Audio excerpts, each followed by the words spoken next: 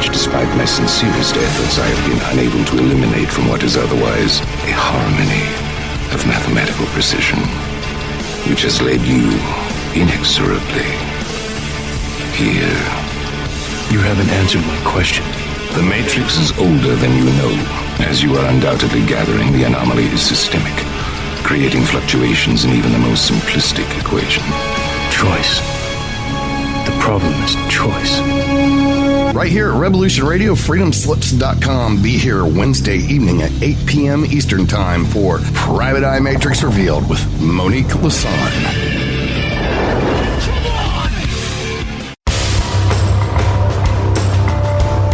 Hello, my name is Mr. Rowe. I am the host of Reality Extraction on Revolution Radio at freedomslips.com. I utilize logic, intellect, and magic to methodically atomize, vivisect, analyze, examine, study, scrutinize, and extract an essence of reality from a fog of illusion and confusion. You can find me on Studio B every Thursday at 1700 hours Pacific Time. That's 8 p.m. Eastern. No topic taboo, no subject too strange. I strive to take a neutral standpoint during the dissection of the topic at hand. That's Reality Extraction with Mr. Rowe on Revolution Radio. Join the Sacred Matrix with hosts Janet Kira Lessin and Dr. Sasha Lessin, 6 p.m. Eastern Time here on Revolution Radio. Here we free ourselves from the God spell, transform the perverted matrix to the divine one. We become conscious and we embrace universal, unlimited love. We feature colorful guests and topics such as extraterrestrials, ghosts, interdimensionals, and aliens. We examine evidence, anomalies, archaeological ruins, and anthropology.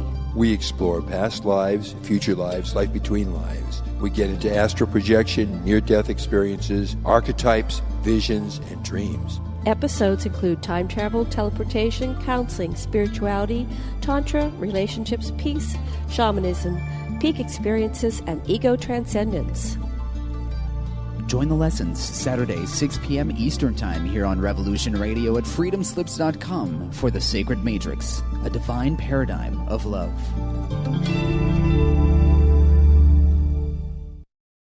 The opinions expressed on this radio station, its programs, and its website by the hosts, guests, and call-in listeners or chatters are solely the opinions of the original source who expressed them. They do not necessarily represent the opinions of Revolution Radio and freedomslips.com, its staff, or affiliates.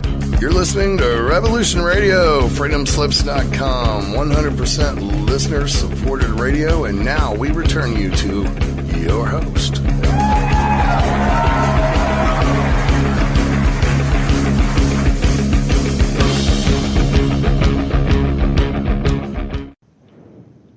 Hello, everyone, and welcome to the Cosmos Connection on Revolution Radio at freedomslips.com. And today, I am your host, Janet Kira Lessin, with my co-host, Dr. Sasha Alex Lessin, and our producer is Thomas Becker, also known as the Mad Painter. Today, we interview Jon Kelly, who is an international clinician and world-famous speech analyst who released key intelligence pertaining to the Iraq War 2 years in advance of the shock and awe strikes against Baghdad in 2003. As a former feature producer for CBS Radio with experience in #1 rated U.S. television, his work exploring consciousness, communications, the paranormal, and UFO phenomena have been featured in Huffington Post, USA Today, Dallas Morning News, Florida Today, Wall Street Journal, Irish Independent, UC Irvine Today, Coast to Coast AM, Fox News, CBS Radio and Television, CBC, BBC London, Deutschlandradio Berlin, AOL News, UFO Digest, and Forbes.com. I had to get all that out. So today we are going to talk about, well, everything. But I put a page up on aquarianradio.com about Jon. Jon and I have been trying to connect for a couple of years, so now we're finally getting him on our show. We're going to have him on one of our other shows as well in a couple weeks. But his, I guess, is a documentary called UFO Hotline, Secret Messages of the Contactees. And Jon's going to tell us all about it, but it's dealing with callers to the UFO hotline have questions about their lives as witnesses, experiencers of UFO contact, pioneering along front lines of expanding consciousness and human performance. And Jon Kelly hopes that an extremely psychoactive, non-invasive procedure will help as he attempts to learn more about cognitive processes that accompany contact, including the emotions and dreams of the contactees. Viewers rapidly enter the psychic world of UFO experiencers by listening to digital reflections of callers' unconscious sleep-talking-like gestures facilitated by a knowledgeable and friendly expert with nearly 20 years of professional experience. Boy, John, I'd like to meet you in person. I am a lifelong contactee experiencer, and I've been working with Dr. Lessin for the last 20 years, but it's always good to get a different perspective. Before I pull you on, let Dr. Lessin, Sasha, say something. Take it away, sweetheart. Something. All right. Something else. Okay. So, listen, John, my friend Stuart Swerdlow says that when the troops went into Iraq, one of the first things they hit in this time that you were studying was the Iraqi museum. They went to specific drawers and took specific things. And with Stuart, who was once a top Montauk operative before he turned to the light, so to speak, says is that there was a means of manipulating the portal from Nibiru and Earth, and it was right there in Iraq, and that's what the Iraq War was really about at the deep state level. And I just wonder what your speculation is in response to Stuart's ideas. All right, so let's first let's pause that. We're going to ask that again later. So let's start with John. Sasha likes to dive into the deep end of the water. Let's start with baby steps, and we'll get to that. That's a very good question. We'll ask that again later. But John, welcome to the Cosmos Connection. Thank you very much. It's great to be here with both of you. Yes, we're excited to talk to you today. So go ahead and tell us a little bit more about yourself and your work. I know you do so many things. We definitely want to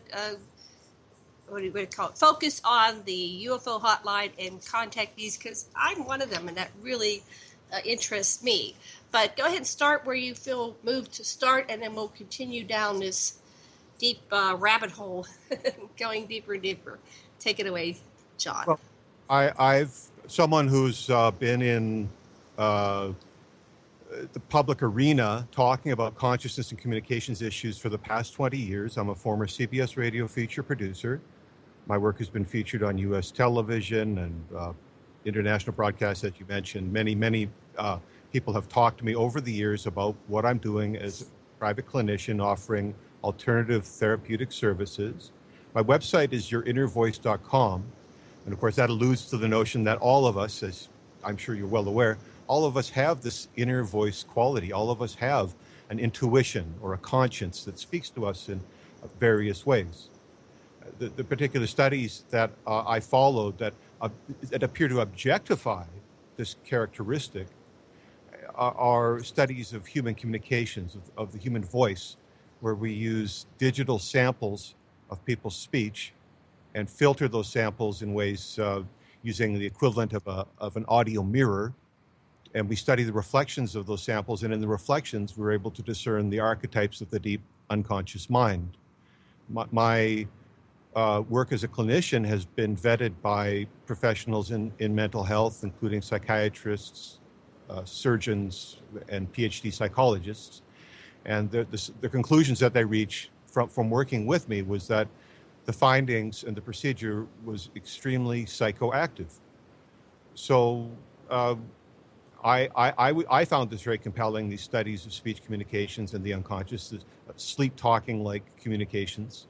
And my clients over the years have received tremendous benefit because as a short-term intervention, the style of communications that all of us appear to be engaged in, all of us speakers and talkers appear to be engaged in, this style of communications appears to bypass what could be described as the sensor mechanism of the ego. And that sensor mechanism comes into play quite naturally, as primal entities. When we encounter each other socially, there are different kinds of cues and subtle interactions that inform us in the first moments of our meeting. people say things like how our appearance or that people judge us or make decisions about us based on our first impressions of our appearance, for example. And so these different kinds of cues are understood. And one of the cues that most interests me or intrigues me is these sleep-talking like messages encrypted backwards in human speech. These are detectable using digital filtering technology on a digital audio workstation that's sampling technology that's been in existence for 30 plus years. So I'm using a computer workstation to run a digital audio editing workstation application, and I'm filtering human speech to detect mirror encrypted messages which appear to describe John, contents of the unconscious. I just have to understand this. Is the same thing that a person's saying out loud, is his shadow saying the opposite inside of him? Is it the opposite? Well, there's no formula related to what you're describing. It's not, in other words, that to generalize in such a way would be to diminish the potential of original communications that may occur in each moment between each individual speaker and listener. In other words, human speech, in my experience, is spontaneous. Doesn't necessarily follow a formulaic template that could be so easily described. We really, in other words, to learn what a person may be saying, we have to engage with that speaker. We have to actually engage with the person themselves. For example, today, we're in an interview venue. I'm the subject of an interview, and by engaging with me through speaking and listening, unique and original statements may emerge that none of us may have been able to predict beforehand. Mm-hmm. So this spontaneity is certainly a characteristic of my work. The unexpected is a characteristic of my findings, and the predictability is very vague. In terms of numbers, I could say that I've demonstrated in the past that with a 1-minute sample, I could find a verifiable fact in that sample with 5 minutes of study, and have the speaker vet my finding and state its veracity. So in every minute of speech, I'm saying that demonstration that was repeatable gives the idea that in every minute there's like a burst mode communication, an extra message in human speech that can be detected. Now, again, this hasn't been really thoroughly vetted other than just live demonstrations, on-air demonstrations, or on-camera demonstrations. But I think what I'm really emphasizing is that there's these communications are existent or transmit in what's called a burst mode, which is an idea that's understood by people who work in fields like radio communications. These are not continuous and contiguous, but rather they're burst-like.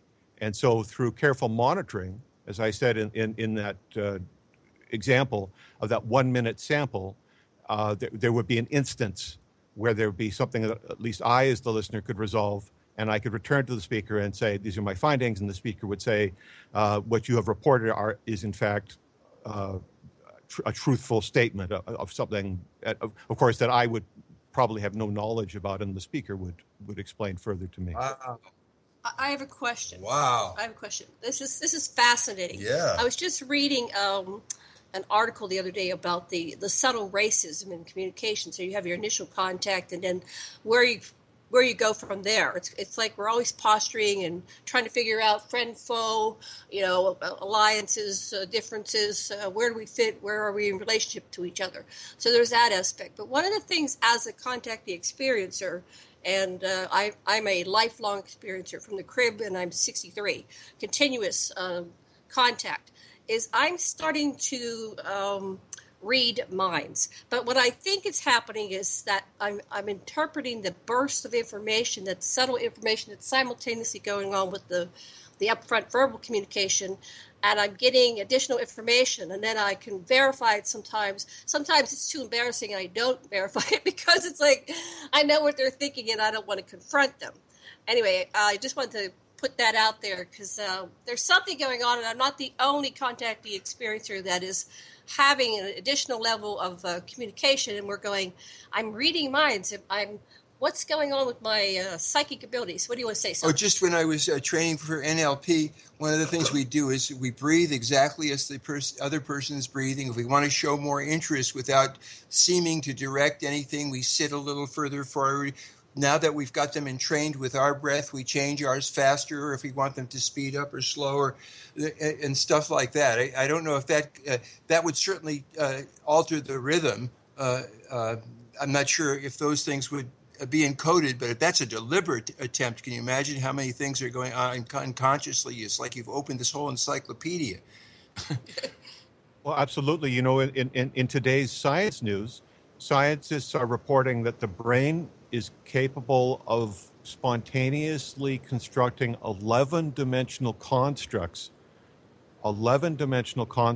in its normal functioning. The brain is functioning in 11 dimensions at the same time. Neurological networks are being constructed and deconstructed in real time. This is in today's science news. And so this discussion of the topic that I bring only explores 2 dimensions.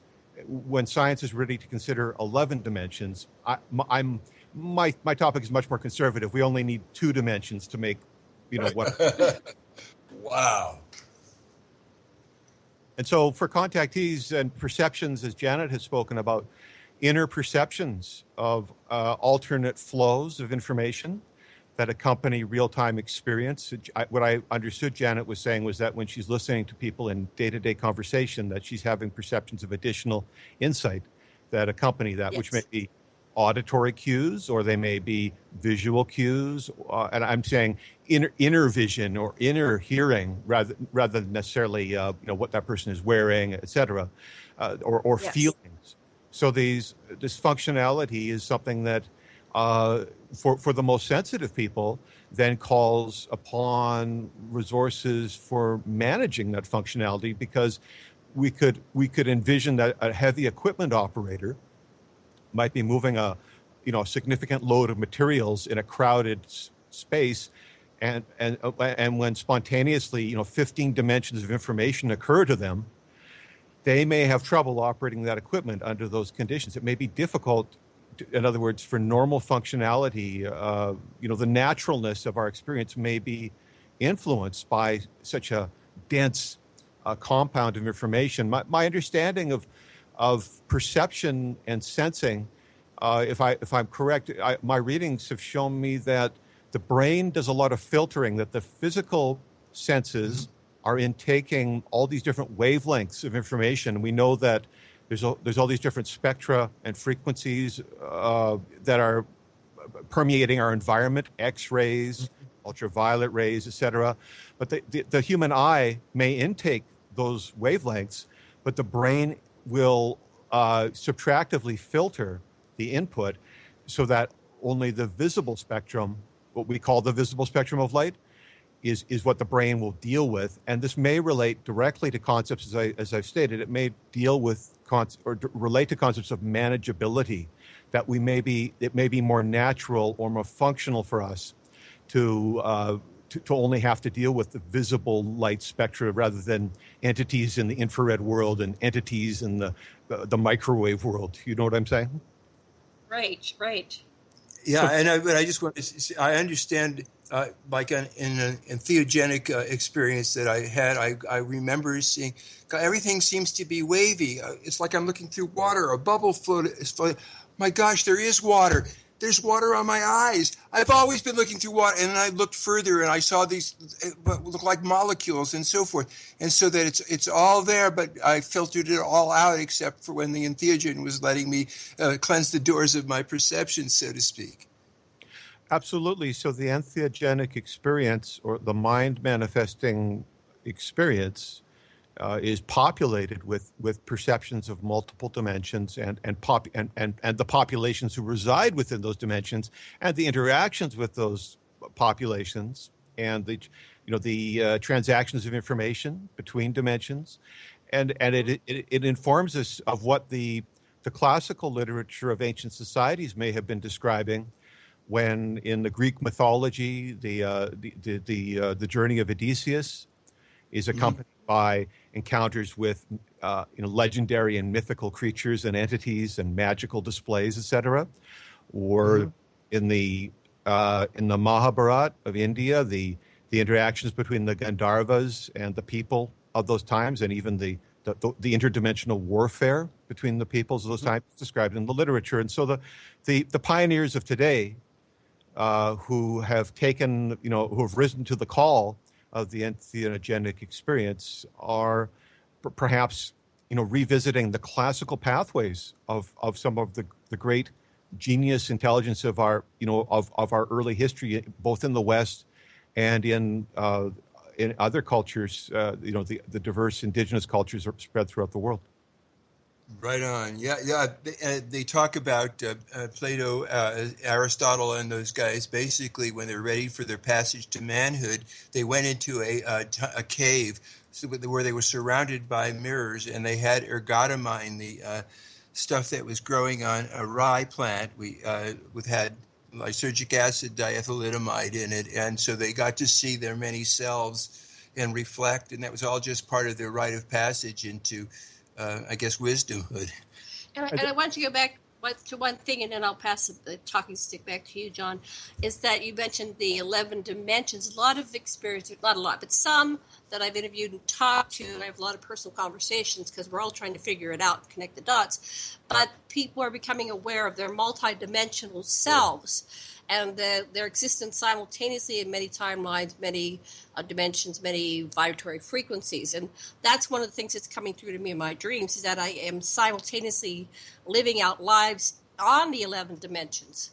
And so it could be endless, actually. But anyway, I just wanted to put that out there. What do you think of that?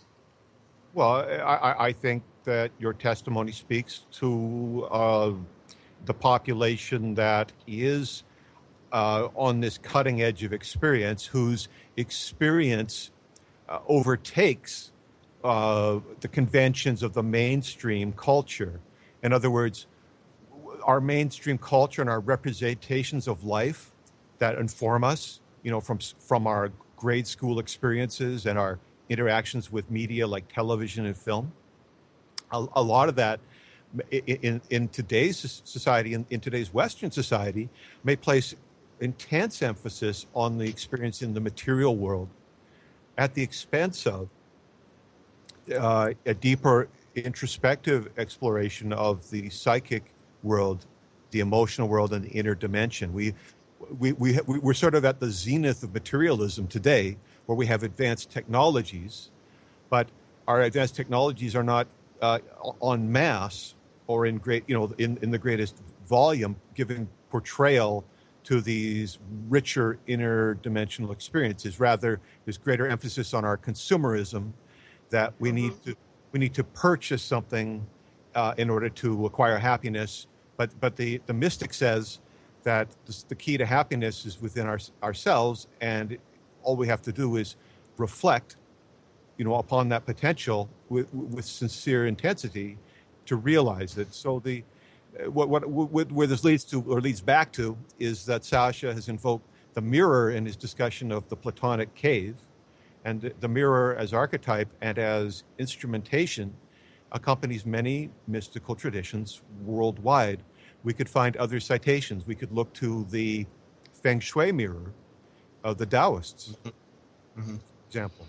And accompanying that, we could see the links to the prehistoric medicine people of the Asian steppe and the role of the reflective surface in the inducement of a trance.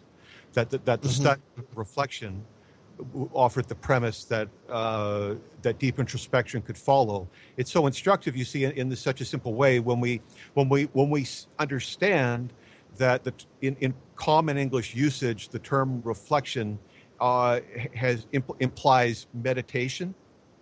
In common usage, I am reflecting upon this issue or this ideation. I am meditating like that.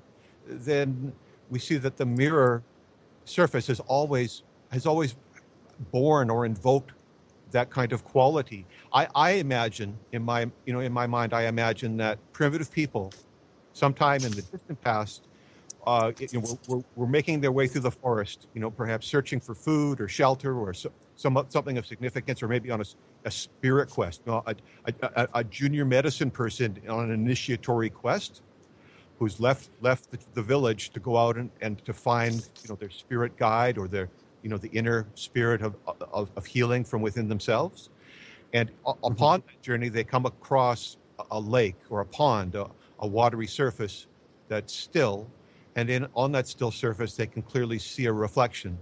And if they see in that reflection that they can observe what is behind them, then the implication is that they if we extend that vision to infinity, arithmetically, then the suggestion is that within the reflection is the potential to see the point of origin, the place from which it emerged. And so the mirror possesses very powerful archetypal invocative characteristics, and I need to express that I'm mirror filtering all this audio to do my study. I'm studying the reflection in the mirror of the audio signal. So it's not difficult to find it in the Western folklore of the last 500 years. References to the magic mirror are popular. The Sleeping Beauty. Disney type stories. The mirror is it's a talking mirror. The mirror has a message for us. It speaks to us. You see, in that construct, it has magical qualities. We can see the past, present, and the future, and the parallels with that Western folkloric understanding also reside within the tantric tradition of Bengal and other parts of India, where the mystics could demonstrate with use of a mirror surface that they could produce visions in the minds of an audience where they would see in the mirror, they would see the events of their past lives.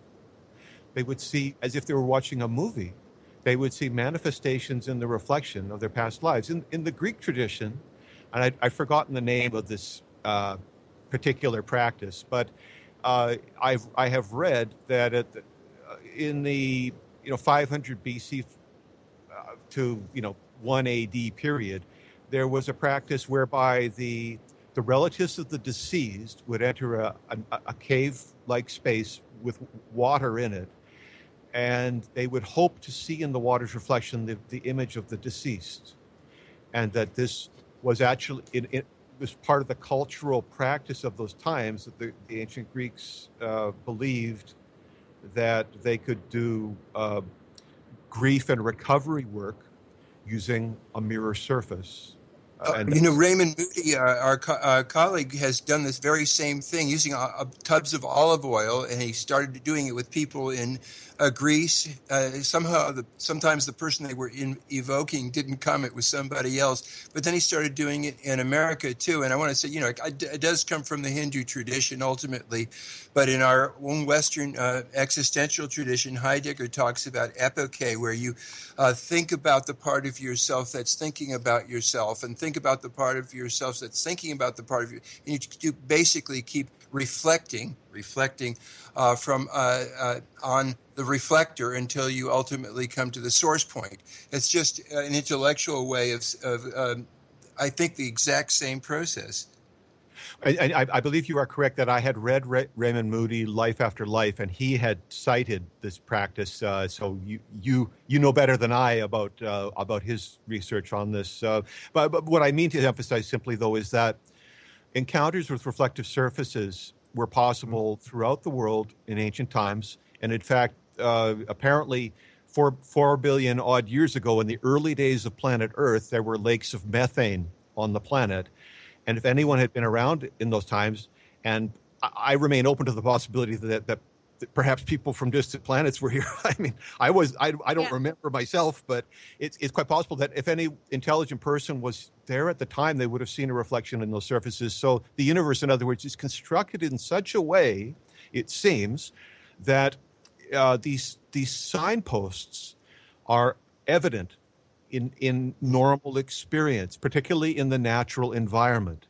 The signposts to inner reflection are upon us in every way because it's inherent within the design of the universe itself. The universe wants us to realize our origins as expressions of the loving, divine, cosmic consciousness from the tantric perspective. And so the universe is constructed in such a way with all these different signposts. The concept of reflection is upon us every time we encounter any sort of surface that offers that opportunity. And the most sensitive people, it would seem to me, throughout history, would be capable of spontaneous trance. Once they made contact with those reflections, it would occur to them, and that the mirror would become an instrument or tool for that person to revisit that trance state. Who is it that is Narcissus? Is the Greek myth of the youth who is apparently enchanted with their own reflection? But I tell the story slightly differently, because in the tellings that I've read, which are just the English language translations, the narcissist is condemned. That quality is not encouraged.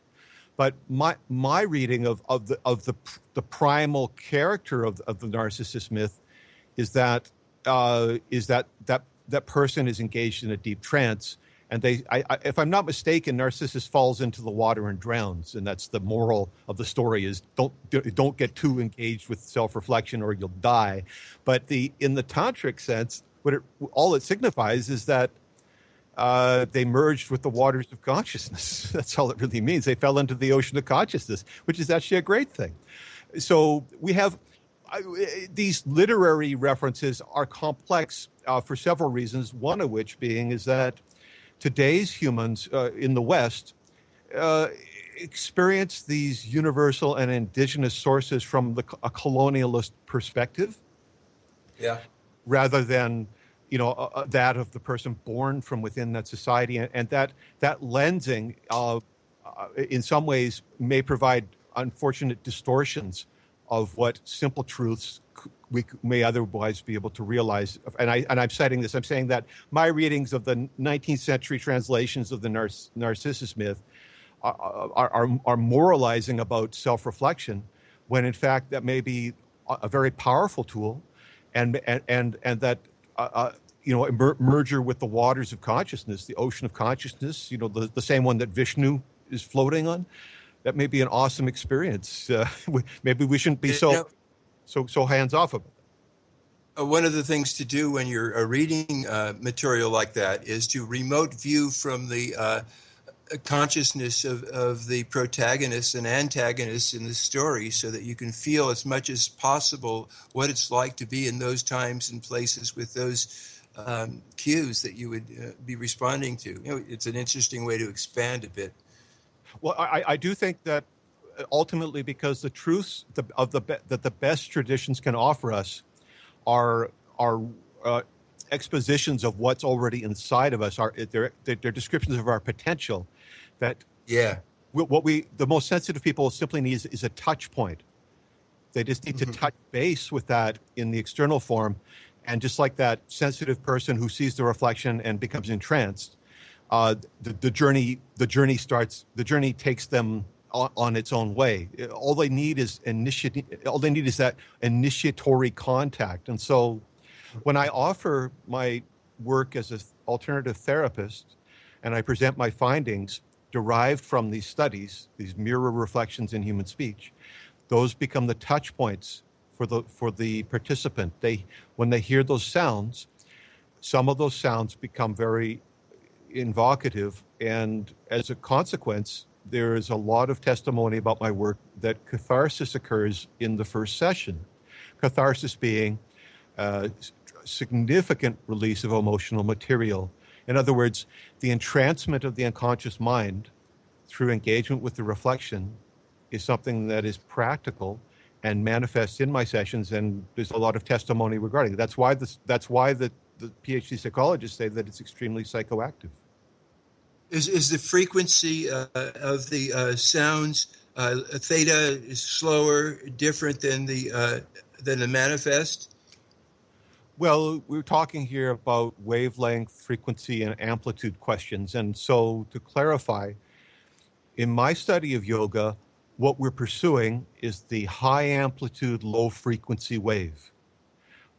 with the object of merging with a wave of infinite wavelength.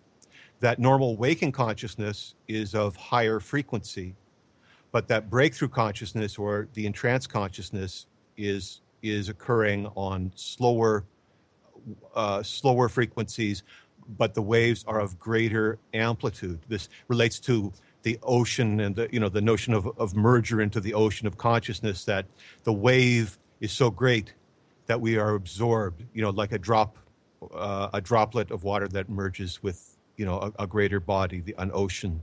That's the samadhi of yoga. That's a metaphor for that experience. So my studies do not rely, in other words, on to clarify, do not rely on measurements of frequency in that arithmetic way, because I'm reporting a narrative, and that narrative is conveyed in simple English language.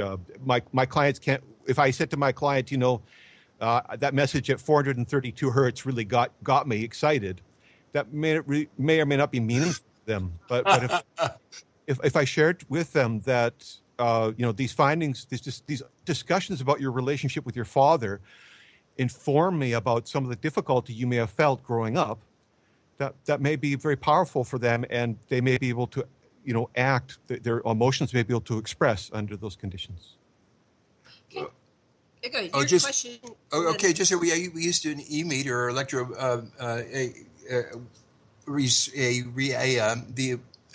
blockage of the electrical response across a contact.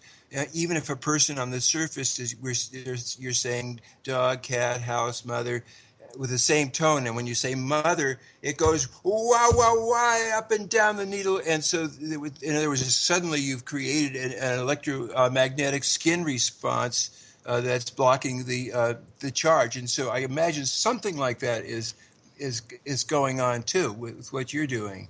Well, so I have a couple. Go ahead, John. You respond, and then I have a question. Go ahead.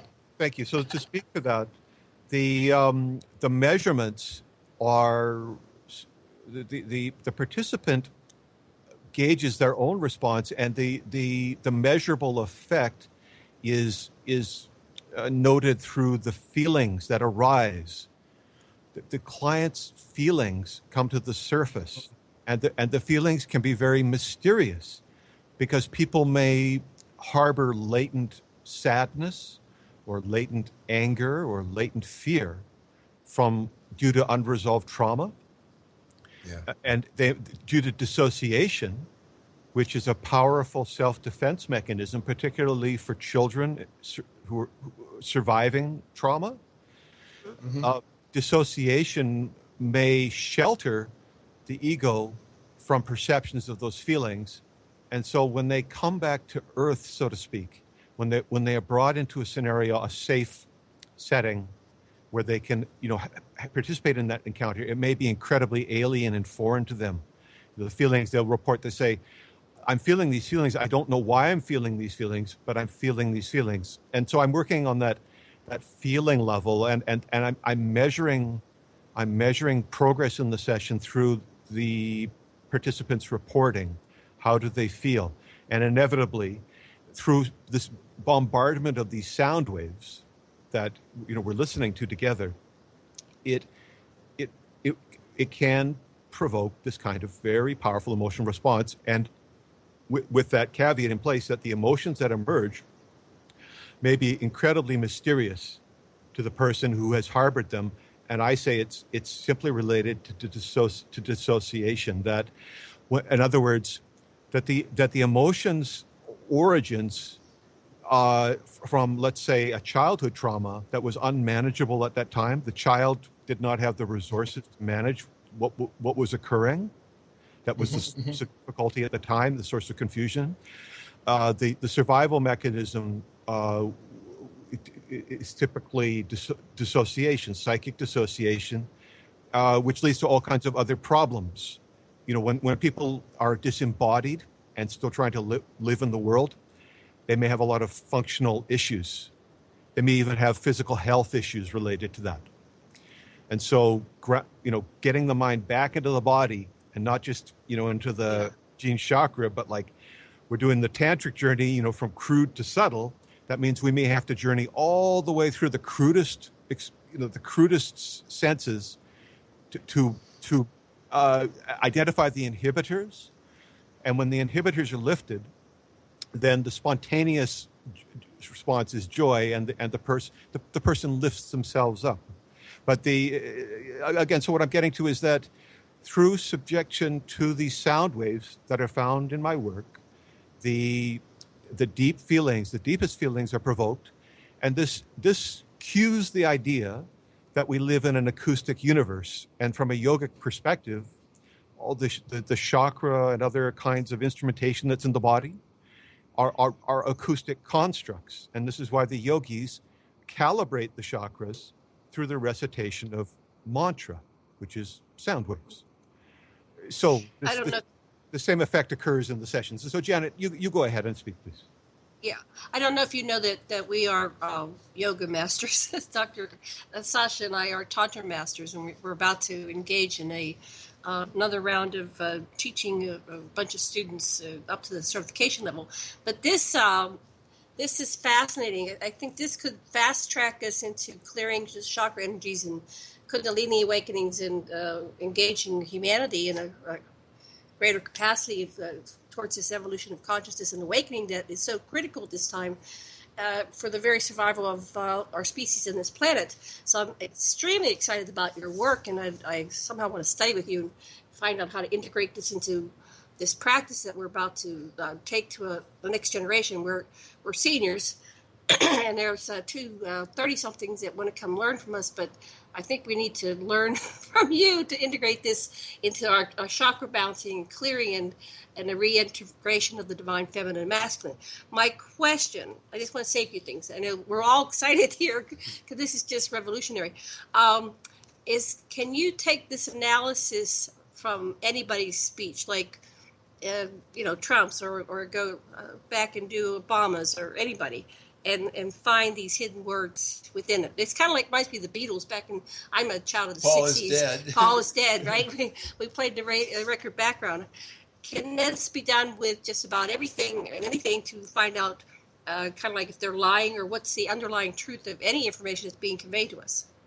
This kind of inquiry is possible in any situation where you have speakers and listeners, and all it really requires in terms of instrumentation is a little bit of recording equipment and a little bit of editing, a few editing tools. So it's instrumentation and practical stuff is not that difficult, and it's not, as you said, it's not that hard to find sources of material. I've been studying speakers around the world and reporting them, publishing findings as a journalist for years, and some of the stories that were significant in my work were studies where I revealed the names of Russian spies 9 months before they were published in the Wall Street Journal. I revealed a revived CIA Phoenix program 3 years before it was published in The Intercept. So these are practical intelligence and counterintelligence studies. And as Janet had cited in my biography, I most famously was reporting details of the shock and awe strikes against Baghdad that marked the inception of the Iraq War. I was reporting that the Monday after the president gave his inaugural address. Wow. So were they going after the stuff in the museum? Was that true, or what do you think? I think that the point you're raising about the cultural looting and destruction is a very important point for several different reasons. The burning of the libraries in the early days of the invasion was an incredible crime against education and intellectual culture, to say the least. Oh. When you rob people of their history, when people become a people with no past, the kind of psychological and cultural damage is severe. It's a very, very terrible thing for a number of reasons. I don't personally have any special insight, although I had read the headlines of the day, and probably I was reading Stuart Swerdlow's articles at that time. It's quite possible, where these discussions of the esoteric, artifacts that may or may not have resided in Iraq in that time. I don't have any personal insight or facts into that, which leads to an expansion on Janet's question, which is, can we find everything in everything? I think, in the general sense, is it possible, right? Can I Indiana Jones every mystery? And in real practical sense, the answer is no. My personal destiny doesn't set me up to answer every question that's out there. There are stories that will be my stories, and my job is really to figure out which ones those are and get to work on them, and at the same time to recognize the areas where I'm not going to be able to make progress, and some better person may be able to do it, but I shouldn't be. It's just not for me. It's not going to happen. And I think that what's significant when I describe that is that my track record is very good. In any field of specialized research, where people are dealing with graduate studies and fine sciences and stuff, the rate of discovery, there's rule of thumb is sort of like one major discovery every 25 years. Sasha, would you agree that there's a common discussion about these ideas, that one major breakthrough? That's what they often say, and I don't believe it at all, because I think it's accelerating. Yeah. All right. Well, you and I are on the same page, because I'm showing significant breakthroughs over a 20-year period, like lots of them, not just one. Yeah. So I'm on board with this idea that all of us have this potential, have breakthrough potential. I'm working as a therapist because I'm trying to mobilize people around their own potential to get on with manifesting their cosmic, powerful overcoming abilities, solution creating ability. I'm all about that. I wanted to stress, and what Sasha has just stressed together with me is this idea that the real human experience is about breakthrough after breakthrough, and what we want to do in my work is to encourage people to learn that about themselves through experience. When people break through into the mysterious emotions that may have been like weighing down their progress in different parts of their lives, in their relationships, careers, or decision making, then when they witness themselves in the role of the solution creator, that's such a powerful teaching that I can't, Jon Kelly can't make that happen. I can create circumstances where they can take that journey, but it's their ability that's the solution provider. I was the facilitator. There was a story in the news this week about a very courageous American Special Forces soldier who retired from the military service and became an international aid worker. And it was on all of the major news, CBS, everybody was talking about this fellow, that he had, in one instance, he had run across a road in Syria to rescue a 3-year-old girl under sniper fire. All these people had been dropped by sniper fire. He was there. He saw the girl on the other side. He ran through the fire to rescue the child. And this is, as far as I'm concerned, this is a real hero, because with all of his capabilities, he invested his powers in service to others, at tremendous risk. And that's to me, that's the real hero. But the metaphor is that in psychological counseling, that the inner child is waiting to be discovered within us. And if we are burdened by perceptions of trauma, fears, difficult emotions, confusion, it's like a fire field that we would have to journey through to get to that other side. So the counselor is the facilitator who makes that walk through the fire possible, who creates circumstances where it's possible to undertake what otherwise is perceived as the impossible journey, and that the integration with that part of the self that had been separated psychologically through dissociation, and who may be a very creative part of the self, who may be in the Vaishnava tradition, maybe like baby Krishna, with all those, magical abilities. To engage with that part of the self may seem like an impossible journey, but in this kind of facilitation, again and again and again, we create circumstances where people can walk through the field of fire and can engage with the inner child and have a successful rescue and a successful integration. And this is a very powerful statement for these times, that this opportunity is upon us. And I feel confident, and I feel grateful that both of you, with your deep backgrounds and experiential understandings of the questions we're discussing, that your experiences reflect this idea about, that the solutions are waiting to be discovered, and this time of any time is the time for all of us to get engaged with those solutions and to work closely with our own inner potential to manifest, to cultivate our ultimate abilities. Let's not wait till our next lifetime. Let's do it now, right? Right. Exactly. And so, but it seems to me that whether it's sonar or somatic, whatever the bridge to the deeper experience is, what's really important is that you somehow transfer your charisma, that what allows you to be so successful to other people, who in turn train other people. Do you? It seems to me that that's what makes it work. Do you have some kind of program like that going, Jon? Well, I think what I'm hearing you ask is, do I offer formal training? Yeah.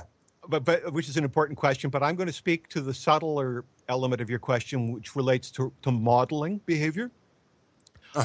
I work in my counseling. I work specifically by telephone or Skype. I don't work face to face at all, because to do my work, I only require the speech signal, and to produce these results, I only require spoken communications. The advantage of this for the participant is that they all of the inhibitors that accompany face-to-face encounters are removed from the session. That territorialism and other visual cues. They like the way I look. They don't like the way I look. Whatever. All of that is out of the picture. So we just deal with the issues. It's much more. It simplifies that. And so, but that modeling, you see, absent all those other visual cues, the intuition of the participant has to grasp onto something. My voice becomes the guiding, the beacon, so to speak, in those conditions. And the voice is produced from the resonant cavity of my body. So my emotional condition, my psychological outlook, my health condition, all of those things are actually can be detected through the sound of my voice. How I sound. Sometimes we don't sound. If you're in radio, of course. So sometimes people don't sound so good. They got a cold, right? And they sound kind of sick, right? And other people manifest incredible vitality. That their voice is energized, and when you listen to it, it's energizing. In the tantric tradition within which I studied, there is a type of entity called a siddha deva, which is the mind of a spiritual practitioner that is still here in this universe, but maybe disembodied. And that siddha deva travels through sound waves. And that the voice of the practitioner who cultivates the siddha deva through yogic practice becomes a transmitter of the siddha deva into the auditory world of the listener. And so that the role of the siddha deva, from a tantric medicine perspective, cannot be overlooked in my work, because, like yourselves, I have a history of deeply immersive practice in classical yoga. Yeah, wow, that explains so much. What's really interesting to me is, for many, many years, I'm certified in Vina Yoga. After we 2-hour workouts every morning, ending a lot of it with the airplane and stuff like that, right on the pelvic bone, we would go into deep trance. And everybody was having Kundalini releases. We didn't know what it was, and Gary Kraftso, the teacher, didn't tell anybody what we were doing, but we were all. It took me studying Tantra to realize, oh my gosh, everybody in that room is having a group orgasm and having a spiritual experience just built right into the physical practice of this very minute yoga, which makes you totally unable to think. Yes, so this potentially, when we taste the good food, we lose our desire for the other, for the junk food, and we want the finer thing. Once we become aware of its existence, our urge is to pursue that. In the Vaishnava conception, all of the desires are merged into one desire. This is what Krishna says to Arjuna on the battlefield. When all the desires merge into the one desire, then that one desire is fulfilled, and that one desire being the sum of all desires, which means that all of our desires are filled at once. Yes. I was wondering if you could maybe break down a little bit. We're going to be coming up on our break in just a couple minutes here, so we'll probably reserve this for the second half. This is the first hour is going very fast, but a little bit more on what you go into when you do your sessions. What are some of the things? I wish we had the audio. Maybe you could. I was listening to the thing you did with Lori and Fenton, and somewhere I heard something about the voice that came out. Oh, I think it's on your website. Yeah. Go to your inner voice. Yeah, maybe we could. I don't know how we could do it. I guess play a sample of that.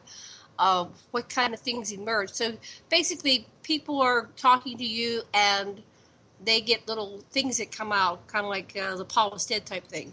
Is that what you're saying? I conduct an interview, which is 10 to 15 minutes in length. It's a very short discovery process. And I study that sample for about an hour or so. And I produce findings which are burst mode messages, unconscious statements. When I studied the president's inaugural address, I heard the words mission of Baghdad.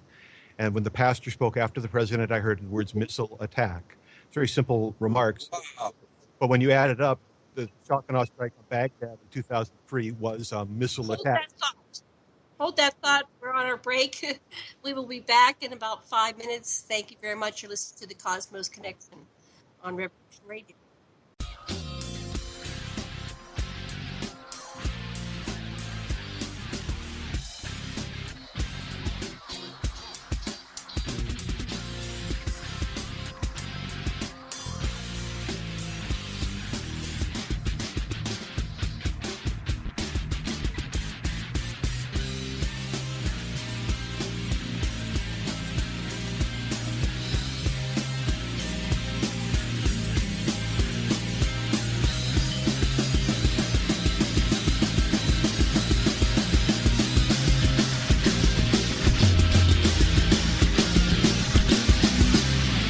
Listening to Revolution Radio.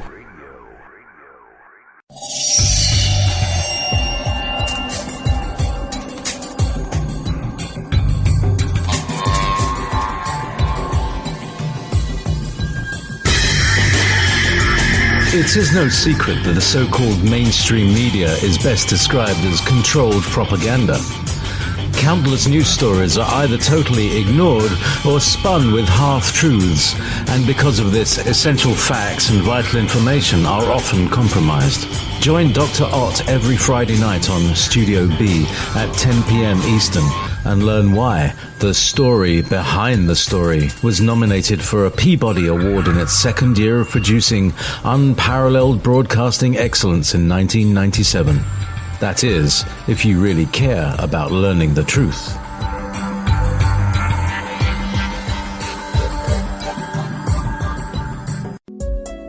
Tune in to The Divine Truth every Sunday at 6 p.m. Eastern Time with Taj, Sarah Adams, and Nissa Norton. We present a genuine and authentic show with discussions and interviews with the people that matter in the alternative community. We ask the questions that nobody else will ask to the greatest minds of the alternative community every Sunday at 6 p.m. Eastern Time on Revolution Radio, freedomslips.com in Studio A. We talk about everything from the Illuminati to the secret space program, multi-dimensional warfare, aliens and UFOs, mind control, and sacred hidden knowledge. The Divine Truth, exposing the truth without the fear, every Sunday at 6 p.m. Eastern Time on Revolution Radio.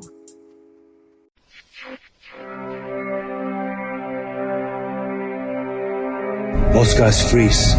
That's your cerebral cortex looking for an answer it doesn't have. See?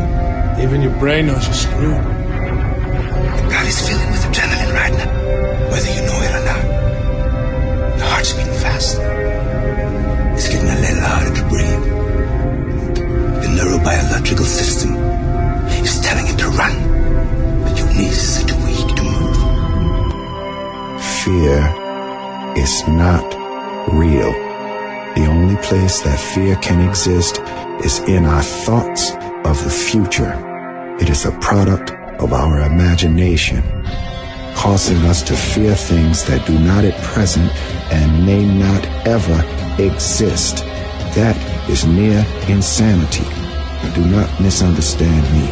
Danger is very real, but fear is a choice. We are all telling ourselves a story.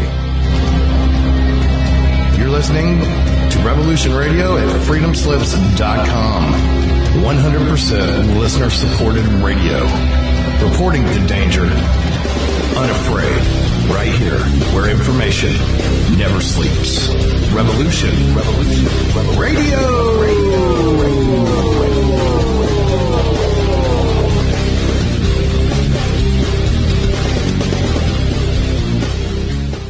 Hey everyone, it's Barbara Jean Lindsay, the Cosmic Oracle. If you have questions about your past lives or future plans, need answers from the cosmos about your love life or career, or just want to keep your finger on the pulse of the planet, check out my show, The Cosmic Oracle, here on Revolution Radio at freedomslips.com. The Secret Society Revealed. With your host, Joseph Atwell, author of Caesar's Messiah, The Roman Conspiracy to Invent Jesus, and Shakespeare's Secret Messiah, the groundbreaking discoveries that gives us a new understanding of how governments and elites use mind control to manipulate their subjects. Join Mr. Atwell as he lifts the veils of deceptions of our modern world. Mondays, 12 noon Eastern Time, 9 a.m. Pacific Time on Revolution Radio. The opinions expressed on this radio station, its programs, and its website by the hosts, guests, and call-in listeners or chatters are solely the opinions of the original source who expressed them. They do not necessarily represent the opinions of Revolution Radio and freedomslips.com, its staff, or affiliates.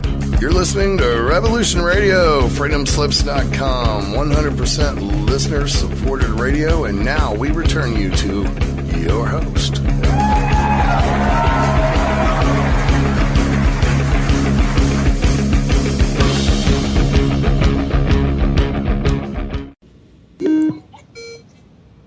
You are live. Hello? I've got to get you back. Okay. All right. Welcome back, everybody. It's Janet Kerr Lessin and Dr. Sasha Alex Lessin and a mad painter, Thomas Becker, on the Cosmos Connection on Revolution Radio at freedomslips.com. And I'd like to remind everybody that Revolution Radio is listener-supported, so please do go over to that button and click on the donation button and make your donation, because we really need your donation. So we thank you very much for whatever you donate. It is greatly appreciated. And a mad painter, Thomas Becker, any updates on our fundraising for this month? No, ma'am. I think we're pretty close to making it, but we can always use the money. Yes, we could use the money. Okay. And we are here with Jon Kelly. And Sasha, do you want to say anything before we go back to what we were talking about with Jon? Well, what we were talking about just before the break was this wonderful method, which I get it. You don't confound your session with the reactions to your person or your environment, and it's so clean. I really like it, and so what we wanted to hear, and I think we got it together in the break, is a sample of this, the type of on the surface and below message with the data that Jon is dealing with. So, Thomas, is that queued up and ready to go? Or do you want to say something before we go into it? Yes, Jon. say something first. Okay, excellent. So this clip, one of my clients is talking about an experience from when they were very young. They had a younger brother, and you know how it is with siblings, that the elder may have to hold the younger's hands when they cross the street and such. And so this woman was out in public with her young brother, and they're crossing the street together. And somehow the young brother breaks free, and these are very young children, and he's struck by a car and he passes due to that accident. So Whoa! So we'll hear in the first part of the audio, we'll hear the spoken testimony. This is just like a UFO contactee has questions about their experience. This is somebody who has experiences in their family of origin that they're exploring and the emotions that accompany it. So let's roll that clip. How did that impact on your image of yourself as someone who was responsible, who could take care of other people? You could be trusted with responsibility. What happened? Well, I don't know how to verbalize it. If we pause here. Okay, so the client says that they can't articulate their feelings, which is an insightful moment. You see, there's this perception of an obstacle to communications that's arising. They say, I don't know how to verbalize it. But when I listened to them in the session, I heard them say, better hang on to him. So let's roll. Wow! There it is. Wow! And so this notion of attachment arises in that statement, which informs us in many ways. On one level, the physical contact with her young brother meant they were holding hands. And she, as the responsible elder, she was to maintain that grip. But from a psychological perspective, she describes attachment to emotions and a memory of that trauma. I better hang on to the memory of what happened to my younger brother. And so if the feelings of guilt and sadness that may accompany that are inhibitors to growth and development, the goal of the work would be to relieve the inhibitor. And the simple answer, love being the answer to everything ultimately, but to get there, to get to self-forgiveness, here we take a journey. The answer becomes I forgive myself, my role in what happened, for my part. I don't want to punish myself because I was party to a situation where I had no control. She had no control over the fact that he broke free. It was circumstantial. So that person needs to be liberated emotionally from that construct and through self-forgiveness and so on. Did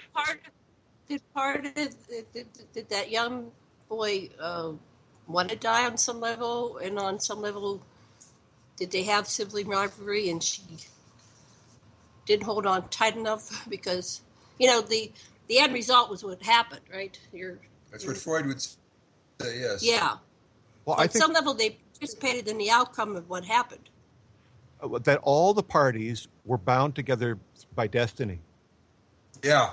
The fact that they were born in the same family relates to notions of karma, for example, and that the fulfillment of karma is a major driver of human experience in the yogic perspective, that we are here resolving our desires. So the desire for that experience, it was like the counter wave to an earlier event, from a karmic perspective. Now, my study didn't focus particularly on the good questions that you've asked, Janet, but I understand that those are good questions.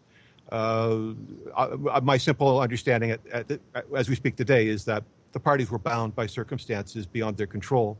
The events transpired, and my goal in that session, in that one meeting, with the limited time that I had, was to get the client from trauma to recovery.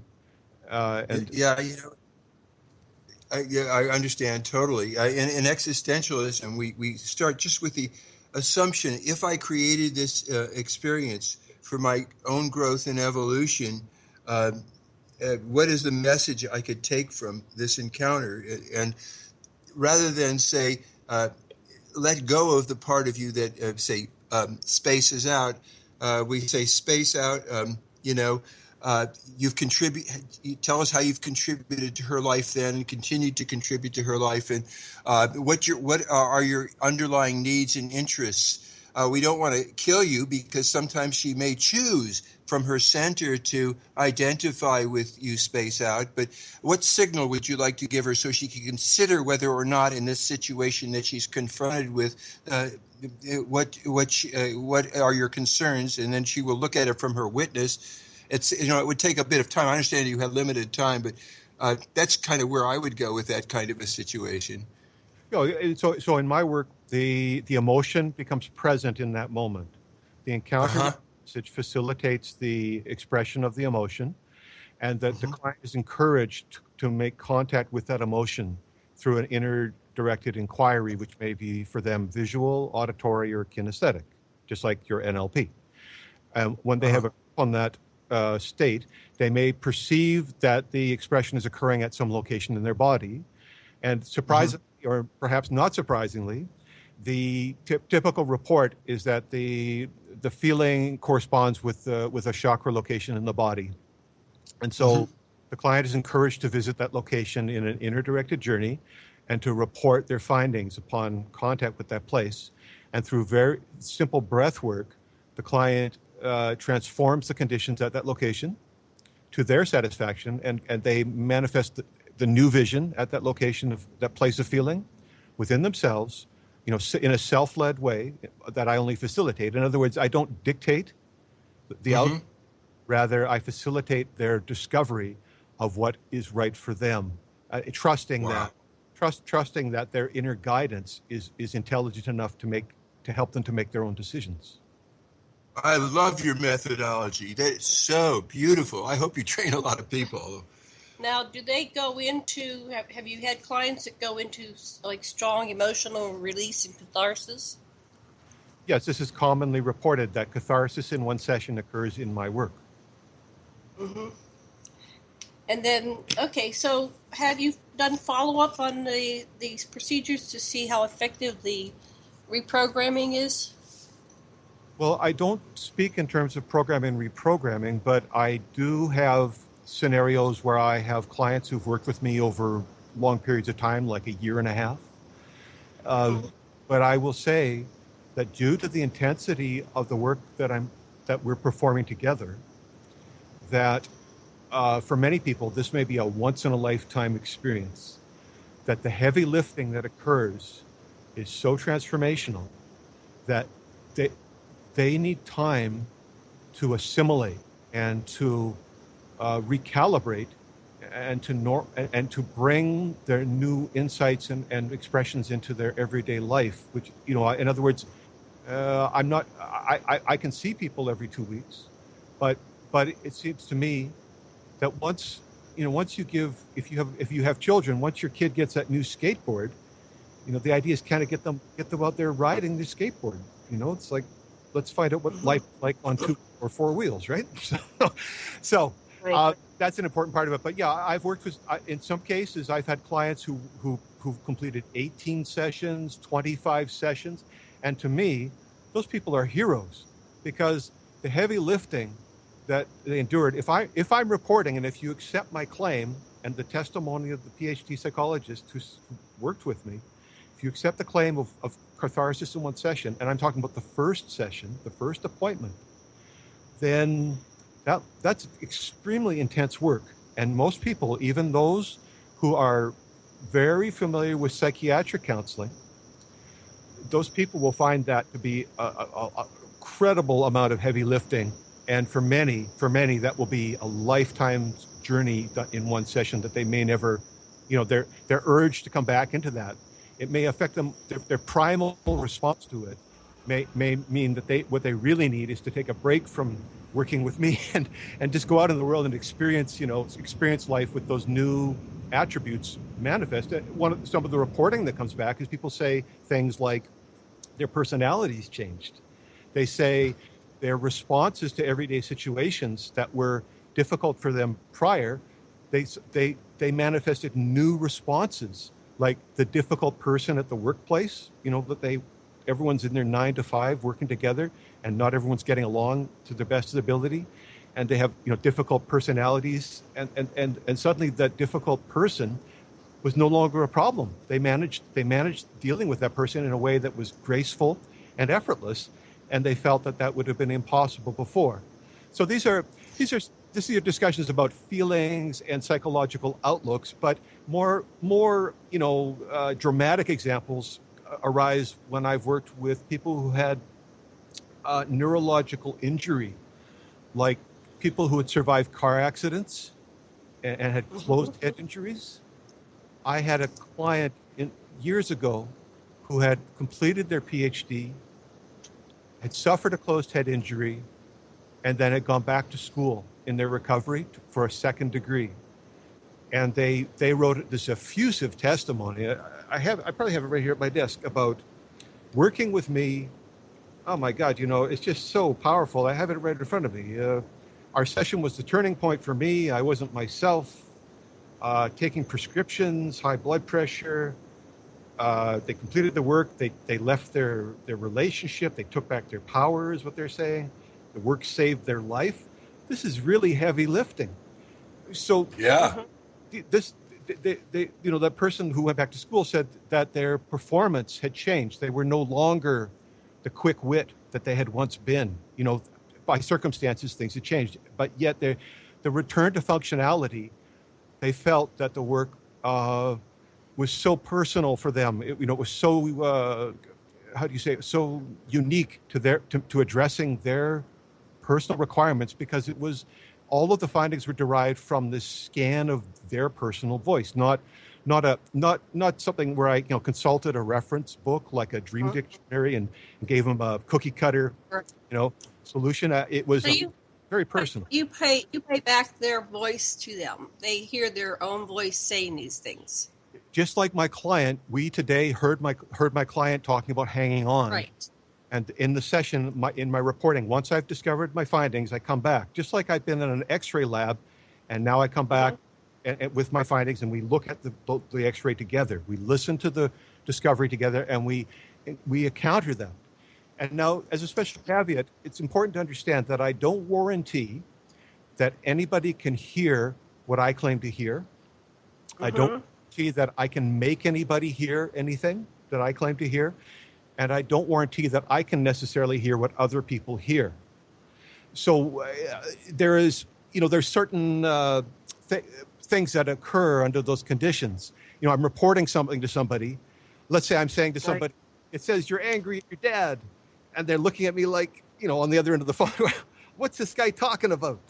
And I have to... Well, let me ask you about that. So you're playing it back in their voice. Now, do you tell them what it says, or you let them hear it first, and then they say, "Oh, it says I'm mad at my dad," or do you, like that? She said, "Hold on to him," or you better hold on to him, right? So, did she come up with that's what she was saying, or did you say that that's what she was saying? Well, this is a very interesting question, because when CBS Television flew me into Cleveland for Nielsen Sweeps Weeks in 2006, they brought me into the studio. And under closed-door, on-camera conditions, their reporter sat with me, and we took her audio, and we studied it on the editor together, and she began to report the findings. She began to testify to the veracity of what we were discovering. But for expediency purposes, people hire me as an expert. If I was a mountain guide taking you guys up Everest, I wouldn't necessarily just cut you loose and say, go find your own way. If you hired me, you'd kind of be counting on me to, give you the expertise, insights, and the shortcuts to help you. And so for expediency purposes, I simply pronounce my findings. It's the client can take it or leave it. But I say in my history, no one who has ever hired me who was so ambivalent. By the time someone comes into work with me, there's a reason why they're there, and I have a duty to find out what that reason is and to try to facilitate its expression. And part of doing that is being expedient and direct. Now, why would anyone trust my opinions on these questions? I think this is an important part of what you're relating. Why would anyone want to hear from Jon? Well, I think the most important thing that we could all look at together is that there are indisputable facts that show that I reported important information in military intelligence, in counterintelligence operations against Russian interference in domestic affairs, as well as in surveillance of the deep state. And all of this that I published was third-party documented as being published before the mainstream papers reported it. I've shared some more audio, so let's go back to the sort of fact-based. This is where the public really meets me, as if I'm in the public sphere on a radio show talking about the news. This is where they first learn about my work, and why I would be able to say that I possessed any kind of expertise, not just having opinions about things, but actually that my claims withstood the test of time. Let's load the Anna Chapman clip, if we could, please. Cool. So this clip is a known Russian spy who was extradited from the United States, who had been living in New York and had gone to a trade show to talk about employment in some field. I can't remember what field it was in, but they're interviewing with a human resources person at a trade show, and so that it was later published. And I studied this because I wanted to understand if I could penetrate into the mind of the Russian spy. This was a known spy. Let's play that forward portion of Anna Chapman. Be scared, do it anyway. And not only that, you have a lot of people that got a long way to success, and you have many people that are thinking about doing this, going this way, this direction. So it's very important to bring these two parts together when someone can see that this can happen, and inspire them to go forward with the ideas. Okay, pause. And so here, for expedience again, I'm just going to, iterate. This is a story. I mean, this has already happened. So what I heard was the words, "Let's pull a Vegas drop with Tim." So let's play that audio.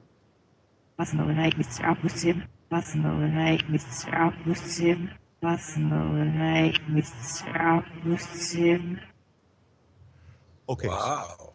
Anna Chapman, the known spy, by the time I come to the story, it's already known that she's a Russian spy, is talking about other people in terms of their first name.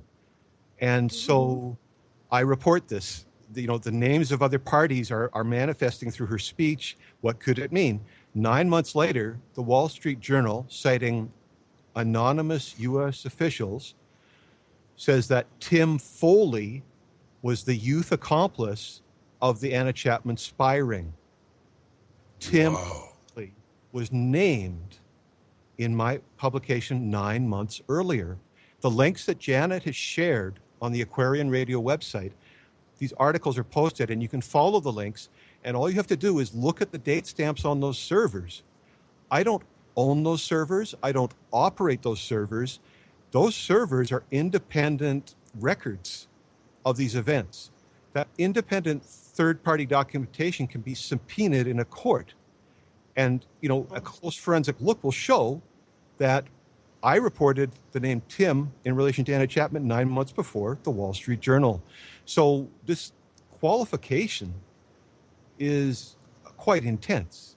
I'm naming foreign operatives in high-profile cases before the major papers publish them, but the papers are citing unnamed U.S. officials.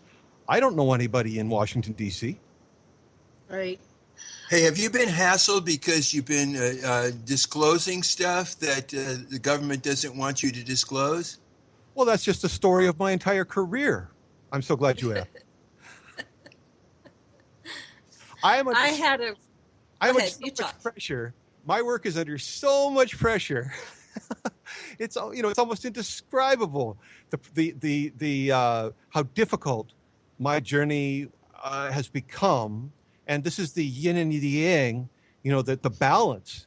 To in other words, to manifest this kind of facility in this world in 2017, I've had to make serious personal sacrifices to things like my human rights in order to continue along this provenly, authentic path. I willfully chose when I understood what was going on, but absolutely, I've paid a serious personal price for pursuing this line of work. But because of my great belief in the potential of the victims in recovery who I work with, because of my great overarching belief in their potential and that their recovery meant a better society that we all live in, I am fearless in pursuing this. I am absolutely fearless. And so I and the deep state have somehow learned to live together, although I would say an incredibly dysfunctional relationship. But the fact that I'm still here and I can talk to you about these things today is testimony to the fact that somehow we're all learning how to live together. Great. I wanted to just say a couple things, and then I want to bring it back to experiencers. First of all, in 2011, I had a roommate, and he was monitoring, like, I don't know, 18 to 20 some levels of communications waves that are going through the air, and she was doing that type of thing. She was pulling out intel, and apparently she worked for DARPA or something like that, and she would play back things to me all the time, and I could hear some, and I couldn't hear things, but she said that there were actually space battles going up in this. I live in Maui, so up above us, and she was interpreting this stuff as part of her job.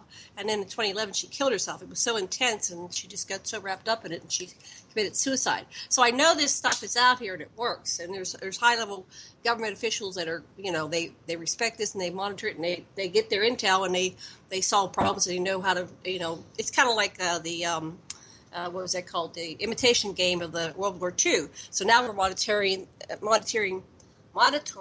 these sound waves and getting what's going on in the communications that are just there in the air. So that's profound what you're doing. And so taking this application back to experiencers, because I believe the microcosm reflects the macrocosm. And if we can heal the individuals one at a time, which will start healing relationships and families and communities, and we can actually do this in our lifetime. I'd like to see this happen where we heal the planet, and this is critical work.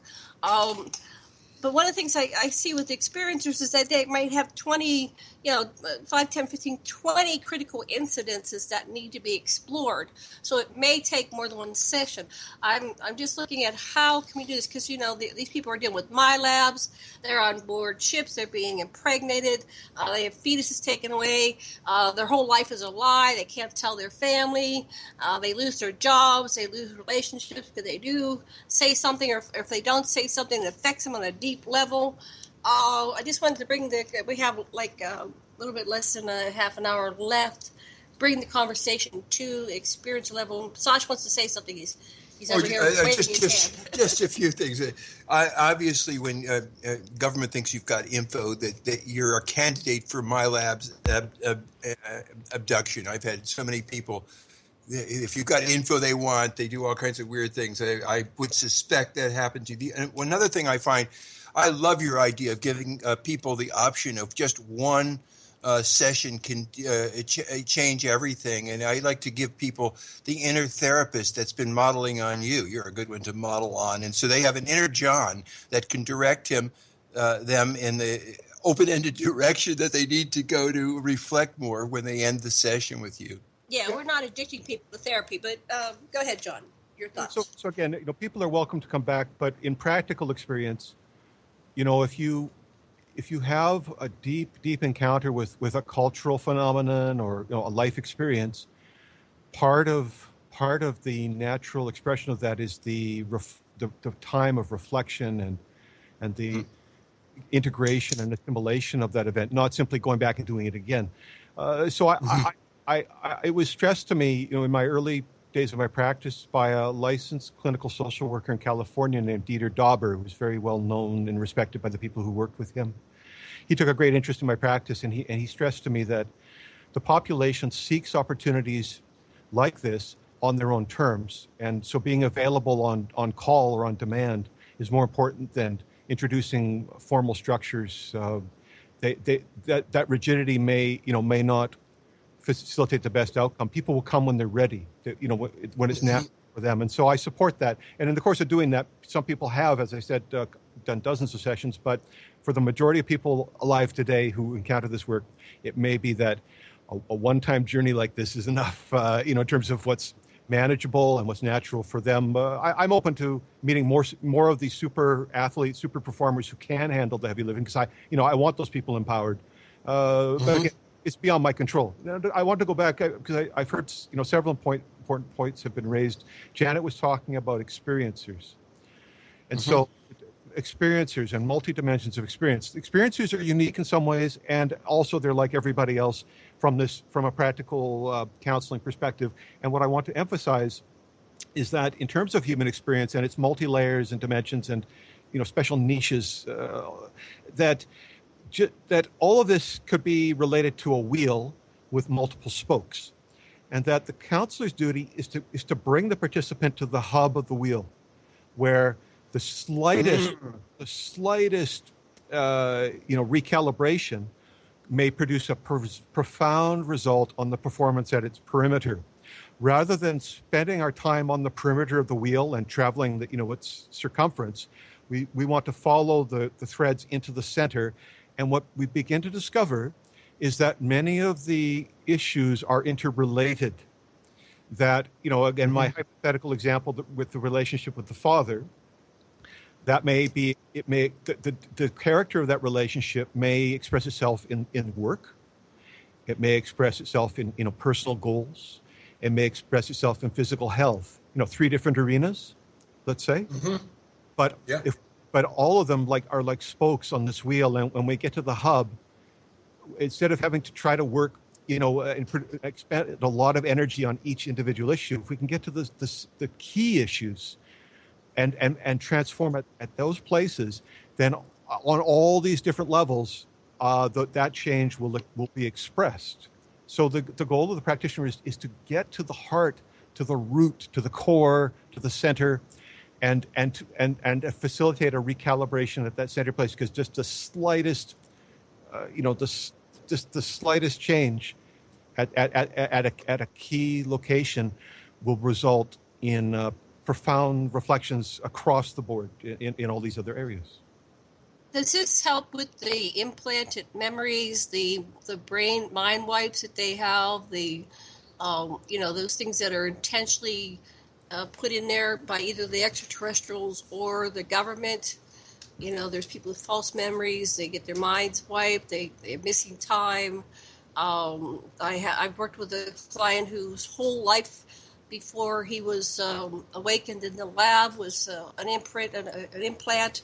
All the memories, and a lot of the super soldiers are having those type of things. I'm just wondering if there's subconscious words that are coming out behind these scenarios when you're talking to them about something, anything, might be the keys that'll help them unlock these memories that are behind all these other walls that have been artificially put in there. I mean, we have all these things that are repressed by normal trauma, but then you have the accelerated program of the government and the extraterrestrials. How do you work with those things? Well, I think what you're talking about speaks to these fundamental ideas related to dissociation under trauma. With the common understanding being that the MK Ultra program, which was pioneered in Canada, McGill University did a lot of the research for the Kubrick torture manual in the 1950s. And there was a lawsuit by the survivors against the federal government here for colluding with the CIA to torture them. Wow.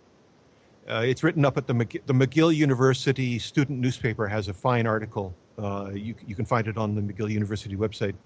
But to go back to this idea that dissociation via trauma is considered a means of partitioning the personality of the mind of the victim. And so what I'm performing here is an integrative work. What I've emphasized is a journey to the center, a reintegration. And again, I don't dictate outcomes, what that reintegration will look like, but I say that irrespective of the influence, whether it be, family of origin or extraterrestrial, irrespective, that the human mechanism, the psychological, emotional mechanism that makes us human, that is common amongst all of us, that responds to acoustic stimuli in the way that the yogis respond to mantra, that it will function in any of these environments. And the only differentiators at that point would come down to the competence or abilities of the practitioner or the chemistry between the practitioner and the participant. As I said, not every news story is for Jon Kelly here. It's my job just to find out, what I'm supposed to be working with, where I can make progress. And the same with clients. My goal is really just to find the people who can succeed with me and work with those people. I can't say that, I can't guarantee that I will be able to work with everybody, but using the same procedure, it's possible that others, such as yourselves, could bring help, further help to the people who easily. What I hear is there are resonances. Whatever is going on between you and I now will have resonances with our family of origin, our past life imagery, our future life imagery, and we have fractals ultimately all the subpersonalities have at their cores are universal archetypes, which are ultimately fractals of the creator of all, or at least that's an interesting way to look at it. Yeah, so again, this common, the array of consciousness as it occurs within the personality, and the differentiation that manifests through experience, and the different desires that we bring, the karma that we bring to this lifetime, and the locations in the body where those complexes reside, where the condition of the chakras offers a parallel to the psychological concept of the complex. That the chakra is an acoustic entity, and that the vritti that accompany each chakra, the petals that surround each of the points, are like the harmonic overtones that accompany the fundamental tones of music in Pythagorean study. The harmonic overtones are the higher frequency tones that accompany the root sound. So the emotions, the vrittis are the emotions in simple, cultural exchange. Vrittis are the emotions, and where those complexes occur are indicated by the participants reporting. Upon bombardment with those sound waves, they will say, "I am feeling this feeling," and I ask, "Where are you feeling the feeling?" And they will say, "I am feeling it, at the solar plexus. I am feeling the feeling in my throat. I am, like that." And it's like, without me having to, indoctrinate them into yoga physiology, people volunteer this. So we by working with that kind of reporting, we trace the feeling to its origin, and that the client is facilitated to utilize their interdimensional capability. And it's really quite profound, because with the acoustic stimulus, the clients some of them who are non-visual, like they don't dream visually and such, they report they have powerful visual experiences that arise in that facilitation. That the counselor creates a scenario where they can do that walk through the fire, and that all of that is adding up. Everyone's playing their part. The participant is bringing all that potential, and the facilitator is bringing all of this skill and insight, and together this walk to the inner child, the place of integration, is occurring, and all the magic is following. The facilitator isn't telling them, see this or feel that. It's all manifesting spontaneously together, and that could only happen, in conditions where there's good harmony to begin with, right? That the right people are in the right place at the right time together, because each of them is facilitating the best result from each other. So all of this is very personal. As I say, I'll never work with all 8 billion people on the planet, but if I can work with the people who will get the best result from working with me, then I will have done my duty. Okay, so I have two experiments for you. One is like if two people were talking to each other, and it wasn't just one person you were hearing, but you were hearing an interchange between a couple. That would be a really interesting thing to hear on one level. The other one is if you took a neutral, like in the kind of yoga that we teach, there's a series of different sounds, lam, vam, ram, yam, ham, om, in each of the chakras, and you have everybody make the same sounds. Lam, vam, ram, yam, ham, om, belly hold, pelvis hold, send the kundalini up. Anyway, you could, if you had a series of sounds like that, which correspond, especially if you give the induction beforehand. These are the sounds respectively for each of the chakras. I bet you'll have this universal way of comparing everybody, the different data you get from different people and different reactions. I think that would be really interesting. Certainly, there's opportunity for this type of study. Absolutely, with the tantric, roots sounds as you described, and their accompanying vrittis. But in terms of couples work, the model that I followed is that I work with each participant individually, and then in a third session, I bring the couple meets with me, and that we together explore the material that arose in the individual sessions. Terrific. That's great. I know you sent a couple more recordings. You want to play another one? Yeah. So I'm trying to remember what I've sent. Do we have one over there that says Lessin in it? No, you got one that's Carrie, and then You Fear. Fear. Okay, let's go to the fear one. Let's listen to the forward part. All right, take me a second. I got to change things. This is great. We're getting training lessons from you, Jon. I love it. Yeah, it's wonderful. It's all happening in real time, guys. To her one day, you're my mother, even though you didn't born me. You're the memory. Pause. You're the memory. Yeah, very good. It's such an incredibly short clip. So we're hearing a client talking about the relationship with their mother, and I reported to them. I said, I heard the words, "You only fear the memory," and we'll just roll that one more time. Memory. You're the fear the memory. You're the fear the memory. Be scared, do it. Only fear the memory is a very interesting comment because it talks about emotions, fear, and it talks about psychic material, memories, and it portrays the subject of the fear as a psychic entity, not as a real-time, real-world phenomena, but as something that resides within their mind, and that working with the contents of their mind appears to offer a path to overcoming the fear. Wow. The voice is very affirmative. It diminishes the fear. It doesn't say the fear is unmanageable or we can't overcome this fear. It's so awful. It diminishes it and says, you only fear the memory. That's all it is. The voice is very reassuring. It's very affirmative. It's a voice of strength and self-confidence. We want to integrate that self-confident inner person because we want to exercise that strength in our everyday world and be of service to support others through great strength. Wow. Great. Then there was one more. Okay, so this one more is another newsmaker clip, and it's Jon Kelly, and this goes back to deep state being so topical these days. I have no idea why. And I'm covering the Maidan incident in Ukraine, a major regime change endeavor. That's they're still in the swamp over there. That society is in chaos.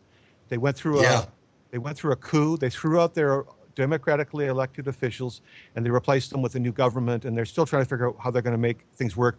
A lot of problems around this. It was a very important story for me to look at. So I studied many of the speakers, including Jon Kelly, who went to the Ukraine to speak to the parliament. And this is his speech. This story is from a few years back, but it's significant in terms of our fact-finding discussion. So let's listen to Jon Kelly, what he said. It was very moving, and it gave me a deep personal sense of how closely linked the people of Ukraine are to not just Americans, but to people all across the world who today are asking for their rights, asking for the privilege to be able to live, defining their own nation, defining their futures. Pause. Okay, this is Jon Kelly in his role as Secretary of State of the United States. Jon Kelly, the Vietnam War veteran, who upon his return to the United States in the early 1970s became an outspoken public figure in an anti-war peace campaign. Vietnam War was a battlefield of multi-dimensions. The message I heard him say that I'm pointing out here today are the words, scary, the phoenix sat up. So let's listen to that. That's what this is about.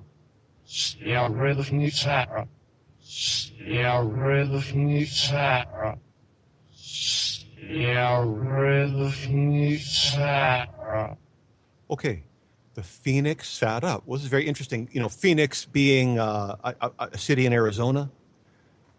Mm-hmm. Phoenix being a mythical bird that consumes itself and is reborn in Western mysticism.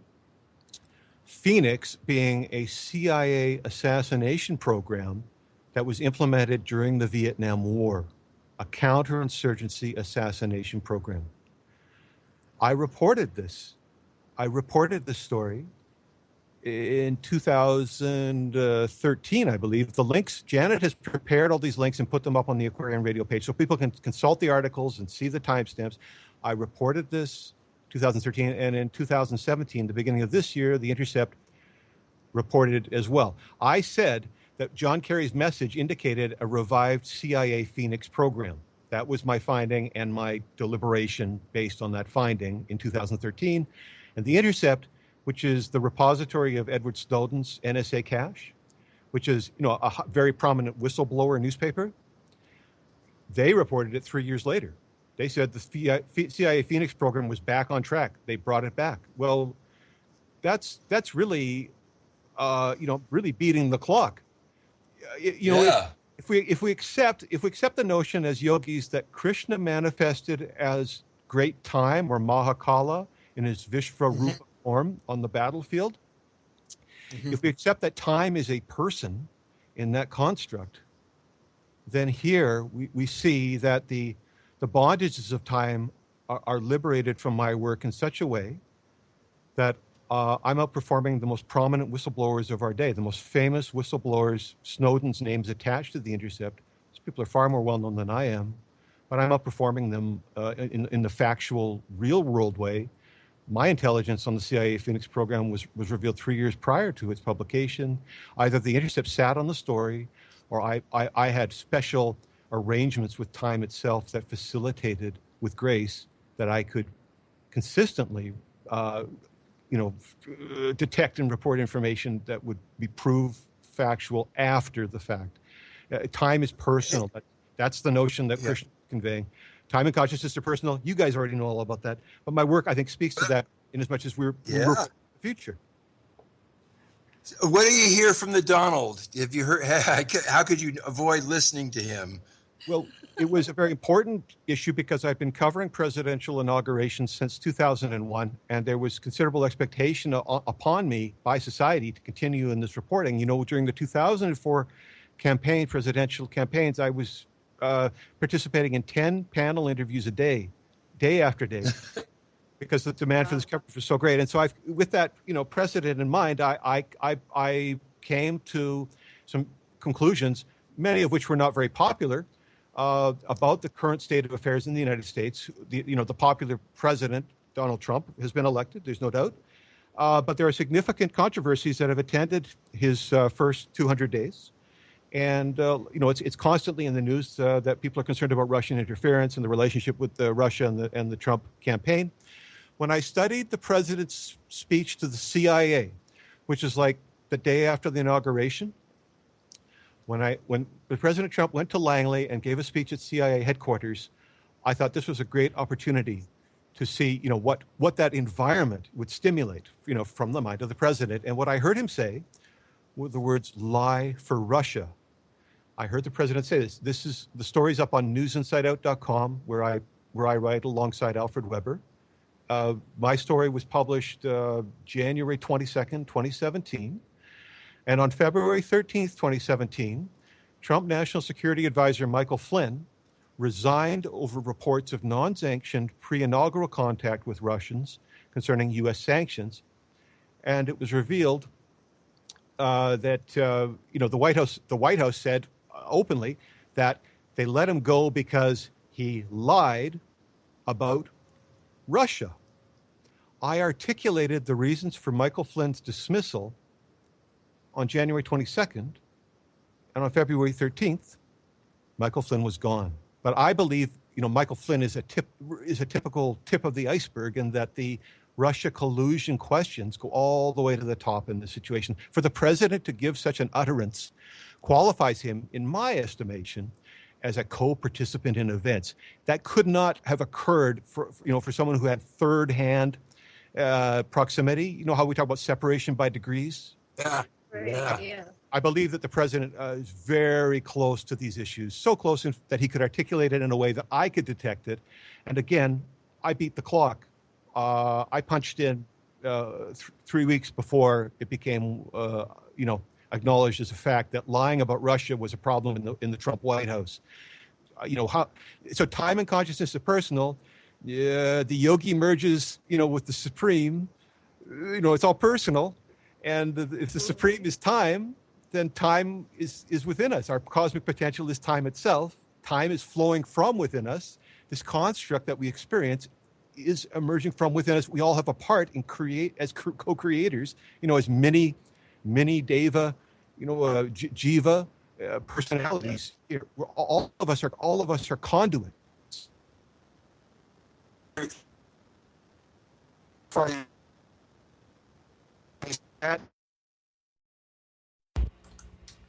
All right, I lost my internet. Let me see about getting them back on here.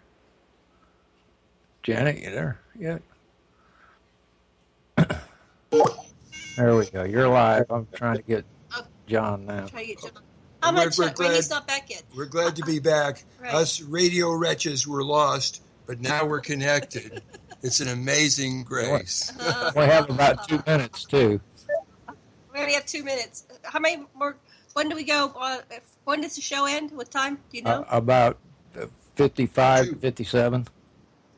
Okay, we only have about 2 minutes. Okay, we'll wrap it up. John, are you there? I see your picture. Thank you, everyone. Okay. Well, we're going to have to obviously pick this up another time. We have like 2 minutes. What we want is websites and books and everything. Advertise yourself. Yeah.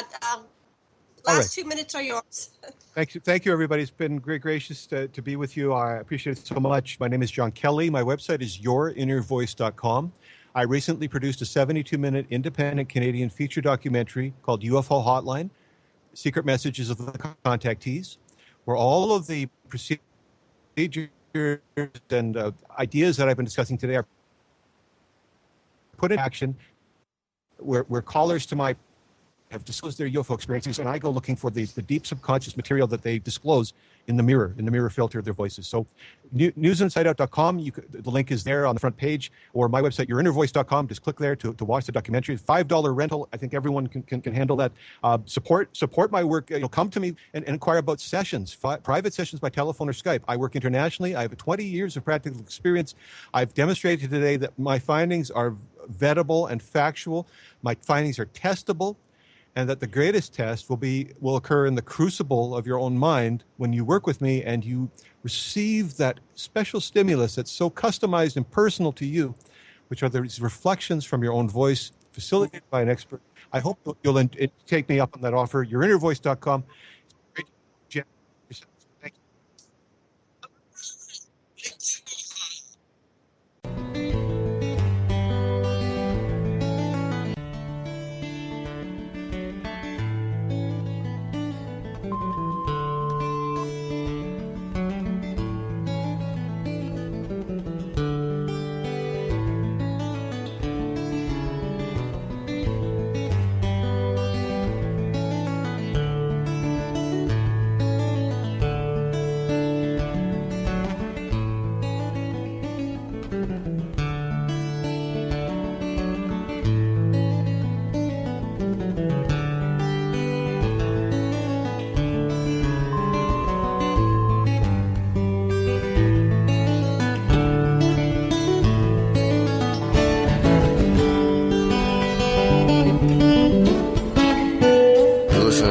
Radio at freedomslips.com, and we'll be right back after this message.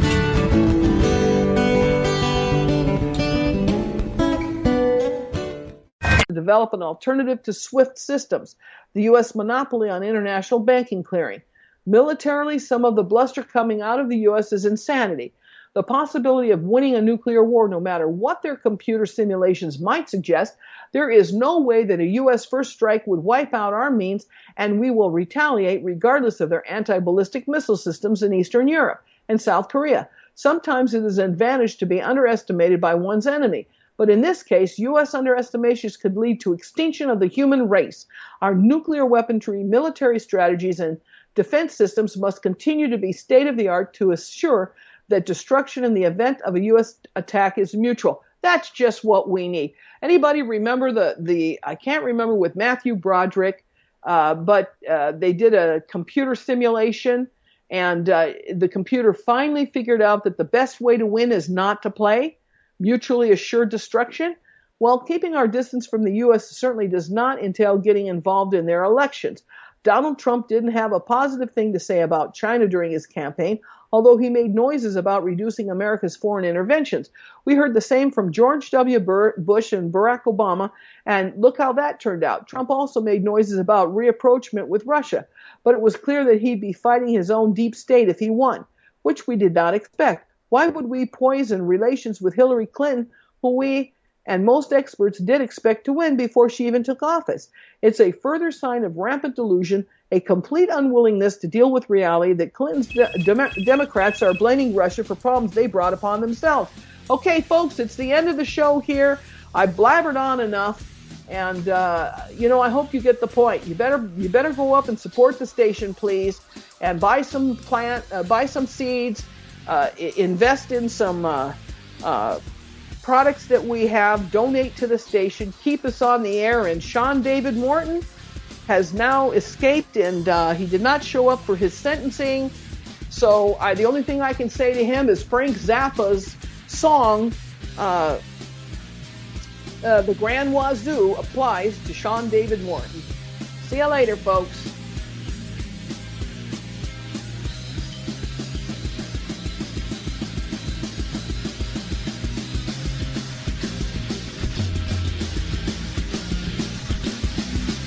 Thank you for listening to Revolution Radio. Enjoy your extra big ass fries.